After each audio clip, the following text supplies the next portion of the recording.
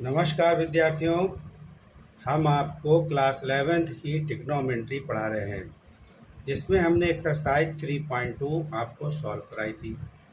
आगे के लिए हम आपको कॉन्सेप्ट दें उससे पहले एक बार हम हाई स्कूल से संबंधित ट्रिग्नोमेट्री को एक बहुत ही शॉर्टकट में आपको समझा देते हैं, ताकि कहीं पर भी हाई स्कूल के फार्मूलों का जब प्रयोग हो तो वो आपके फार्मूले रिवाइज हो। विद्यार्थियों, हाई स्कूल में हम समकोण त्रिभुज पर आधारित त्रिकोणमिति के बारे में पढ़ते हैं।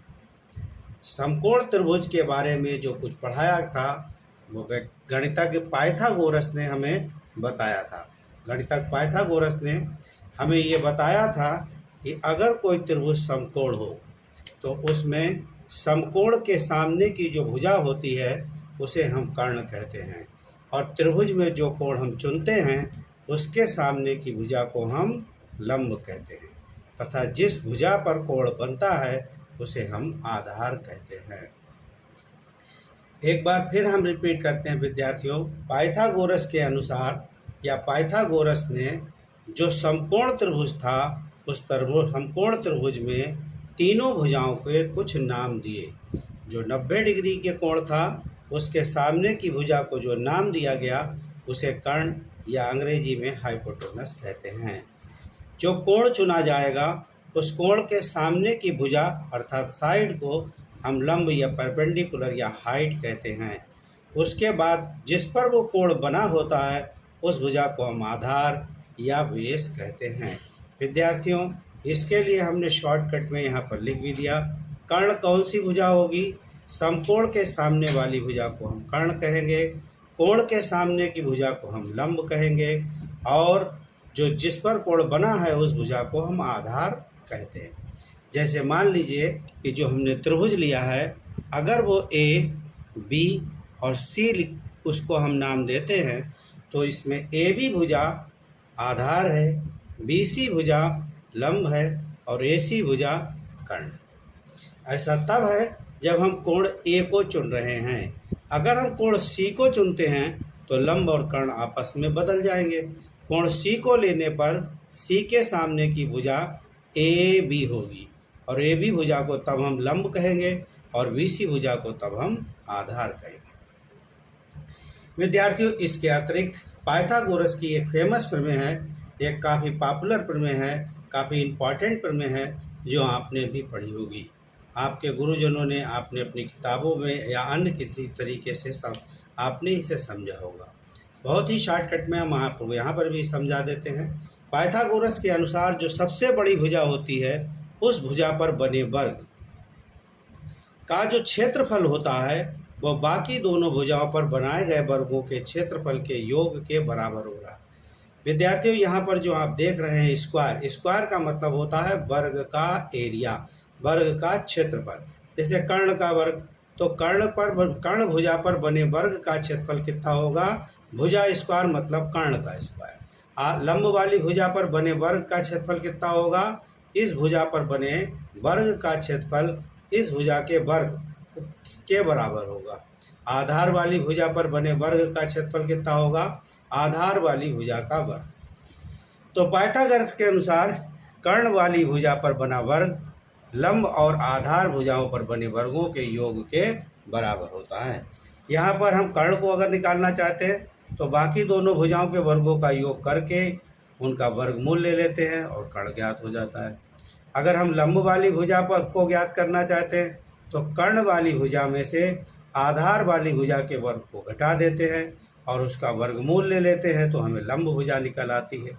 अब हम अगर आधार वाली भुजा को ज्ञात करना चाहते हैं तो कर्ण वाली भुजा में से लंब भुजा के वर्ग को घटा देते हैं और उसका वर्गमूल ले लेते हैं। इसके अतिरिक्त हाई स्कूल में जो हमें बताया जाता है वो कुछ इस प्रकार है। हाई स्कूल में हमें त्रिकोणमिति के अनुपात पढ़ाए जाते हैं। हम लोग यहाँ से त्रिकोणमिति की शुरुआत करते हैं। इसमें 6 त्रिकोणमितिक अनुपात बनते हैं, क्योंकि 3 भुजाएं हैं। इन 3 भुजाओं को आपस में हम अगर भुजाओं के भाग करते हैं, अनुपात निकालते हैं, तो 6 अनुपात बनते हैं। जैसे साइन, कास, टेन, कॉट, सेक और कॉसेक। यहाँ पर इनके हिंदी नाम भी हम आपको बता रहे हैं। इसको जया, कोजया, कास को कहते हैं। टेन को स्पर्श जया कहते हैं। कॉट को व्यू स्पर्श जया, व्यू माने उल्टा, टेन का उल्टा। सेक को हम व्यू कोज्या कहते हैं और कौशेक को हम व्यू जया कहते हैं। व्यू जया मतलब साइन का उल्टा, व्यू कोज्या मतलब कास का उल्टा, व्यू स्पर्श जया मतलब टेन का उल्टा। ये हिंदी नाम है, इनका यूज नहीं होता, फिर भी हमने आपकी नॉलेज के लिए, आपकी जानकारी के लिए बता दिया कि कहीं पर जया लिखा मिले तो आप समझ लीजिए साइन की बात हो रही है, कहीं कोज जया लिखा मिले तो समझ लीजिए कॉस की बात हो रही है, कहीं स्पर्श जया मिल जाए तो आप टेन समझेंगे कॉट। व्यू व्यू हो गया, व्यू स्पर्श जया हो गया, सेक व्यू कोज जया हो गया, कॉसेक व्यू जया हो गया। अब बात हम साइन की करते हैं। अगर साइन थीटा है तो साइन थीटा का कोई मतलब नहीं होता। अगर हम इंग्लिश में साइन थीटा का मीन ढूंढेंगे तो कोई मीन नहीं होगा। ये लंब और कर्ण के जो रेशियो होते हैं उस रेशियो को प्रदर्शित करने के लिए हमने साइन का प्रयोग किया। आधार और कर्ण का जो रेशियो होता है उसके लिए हम कास का प्रयोग करते हैं। लंब और आधार का जो रेशियो होता है उसके लिए हम टेन का प्रयोग करते हैं। आधार और लंब इन्हीं को उल्टा कर दीजिए तो हम इसका जो प्रयोग करते हैं उसे कॉट कहते हैं। कर्ण और आधार भुजा का जो रेशियो होता है, जो अनुपात होता है, उसे हम सेक थीटा कहते हैं। कर्ण और लंब भुजा का जो अनुपात होता है उसे हम कौशक थीटा कहते हैं। देखिए तीन यहाँ पर भुजाएं हैं, लंब आधार कर्ण, इनमें आपस में अनुपात बनाने से तीन हमको अनुपात मिलते हैं साइन कास टेन, और तीन को उनका उल्टा कर देने पर तीन व्यू अनुपात मिल जाते हैं, उल्टे अनुपात मिल जाते हैं और उनको नाम दिया जाता है कॉट, सेक और कौशेक। विद्यार्थियों साइन को हम लंब बटे कर्ण के अतिरिक्त 1/cos कौशेक थीटा और √1 माइनस कॉस थीटा भी लिख सकते हैं। ये कहाँ से आया, कैसे हुआ, इसके लिए आप हमारे हाई स्कूल के वीडियो में देख सकते हैं, जहाँ पर इन फार्मूलों का हम डेरिवेशन के साथ आपको बता रहे हैं, पढ़ाया है। उन वीडियोस में आप देख सकते हैं। जल्दी ही आपको मेरे चैनल पर वो वीडियो भी उपलब्ध मिलेंगे। कॉस थीटा का मान √1 माइनस साइन थीटा होता। ये कैसा बना ये वहाँ पर अभी आप देख सकते हैं। यहाँ पर हम इसका डायरेक्ट प्रयोग करेंगे क्योंकि हाई स्कूल के बच्चे ये सारे फार्मूले क्लास 10th के अंदर पढ़ चुके हैं। इनका प्रयोग करना वो सभी फार्मूलों का क्लास 10th में सीख चुके हैं। टेन थीटा को हम sine theta upon cos theta भी लिखते हैं तथा √sec² थीटा -1 भी लिख सकते हैं। कॉट थीटा को हम cos theta upon sine theta या कॉसेक थीटा -1 भी लिख सकते हैं। सेक थीटा को हम 1/cos थीटा और √1 + tan², यहाँ पर दिखाई नहीं दे रहा होगा, थोड़ा सा पैड हम अगर आगे ले लेते हैं तो ये स्क्वायर आपको यहाँ पर नज़र आएगा। तो √1 + cot² थीटा और कॉसेक को हम √1 + cot² थीटा या 1/sin थीटा या लंब और कर्ण लिख सकते हैं। इस तरीके से ये टेबल है, इस टेबल को आप एक साथ लर्न कर सकते हो। साइन का मतलब लंब कर्ण या कौशेक थीटा या √1 माइनस कॉस थीटा होता है। कास के जो फार्मूले आधार बटे कर्ण या 1/sec थीटा या √1 माइनस साइन थीटा होता है। टेन थीटा के लिए लंब कर्ण लगा सकते हैं आप। ये फार्मूले सभी एक साथ नहीं लगेंगे, जिसकी जहाँ पर आवश्यकता होगी वहाँ पर हम ही वैसा ही फार्मूला लगाएंगे। टेन थीटा को हम लंब आधार या 1/cot या sine theta upon cos theta या √sec² थीटा -1 लिख सकते हैं। कॉट थीटा को हम आधार बटे लंब या 1/tan cos theta upon sine theta या कॉसेक थीटा -1। इनमें से किसकी कहाँ पर आवश्यकता होगी हाई स्कूल में हमने सीखा, किसको कहाँ अप्लाई करना ये भी हमने हाई स्कूल में सीखा था। फार्मूलों के डेरिवेशन के लिए आपको हमारी हाई स्कूल ट्रिग्नोमेट्री सीरीज में जाना होगा और वहाँ पर ये फार्मूलों के डेरिवेशन आप मिल जाएगी। इसके अतिरिक्त 3 अन्य और फार्मूले हैं, इन्हें सर्वसम्मिकाएं भी कहते हैं, जैसे sin² थीटा, cos² थीटा 1 है। विद्यार्थियों ये एक प्रकार से पाइथागोरस प्रमेय को ही ट्रिग्नोमेट्री में कन्वर्ट करके लिखी गई है। ये आप हमारे डेरिवेशन हाई स्कूल में पा सकते हैं। sin² cos² 1 कैसे हुआ, यह इस फार्मूले को, ये जो आप पाइथागोरस की थ्योरम दिख रहे हैं, इसी से इस प्रमेय को बनाया गया है।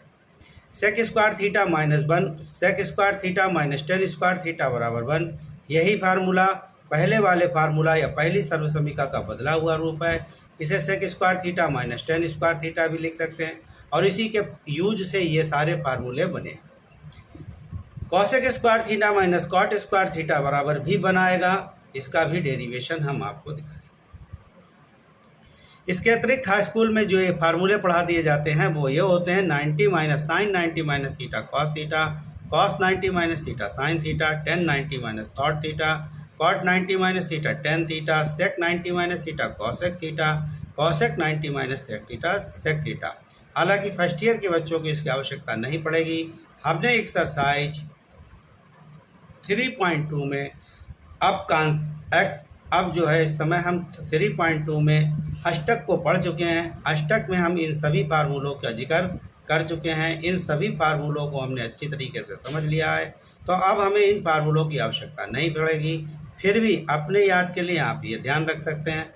और हाई स्कूल में कुछ इस तरह से भी पढ़ा दिया जाता है। माइनस साइन थीटा का मतलब माइनस साइन माइनस थीटा का मतलब minus sine theta, cos minus theta का मतलब cos theta, tan minus theta का मतलब minus tan theta, cot minus theta का मतलब minus cot theta, sec minus theta का मतलब sec theta, cosec minus theta का मतलब माइनस कॉसेक थीटा। यहाँ पर ध्यान रहे कास और सेक ही पॉजिटिव होते हैं, बाकी सभी निगेटिव होते हैं। 90 वाले में सभी को चेंज करके लिखना है। साइन का चेंज कास, कास का चेंज साइन, टेन का चेंज कॉट, कॉट से टेन, सेक से कॉसेक, कॉसेक से सेक। तो विद्यार्थियों अभी जो हम आपको बता रहे थे ये हाई स्कूल से संबंधित फार्मूले थे। ये सभी फार्मूले हमें हाई स्कूल में पढ़ाए जाते हैं। ये इस समय हम आपको इसलिए बता रहे हैं ताकि आने वाली एक्सरसाइज में यदि इनका कहीं पर प्रयोग होता है तो आप उसको आसानी से प्रयोग कर सकते हैं, समझ सकते हैं। धन्यवाद विद्यार्थियों। अगला वीडियो आपको हम जल्दी ही एक्सरसाइज 3.2 के कॉन्सेप्ट पर आधारित देंगे, जिसका हम फर्स्ट ईयर में प्रयोग करने जा रहे हैं। हमारे वीडियो कैसे लगते हैं ये कमेंट बॉक्स में आप जाके हमें बता सकते हैं। यदि हमारा पढ़ाने का तरीका, हमारे पढ़ाने के तरीके आपको समझ में आ रहे हैं तो अपने मित्रों से आप इस पर डिस्कस करें और उनसे भी हमारे चैनल को सब्सक्राइब करने के लिए कहें। हमारे चैनल को अधिक से अधिक लोगों तक पहुंचाएं ताकि वो एक अच्छी मैथ को पढ़ सकें और मैथ को पढ़ने के बाद वो अच्छे नंबरों से पास हो सकें। अपने मित्रों की हेल्प करें, हमारे वीडियो में उन्हें इसके लिए प्रेरित करें। धन्यवाद।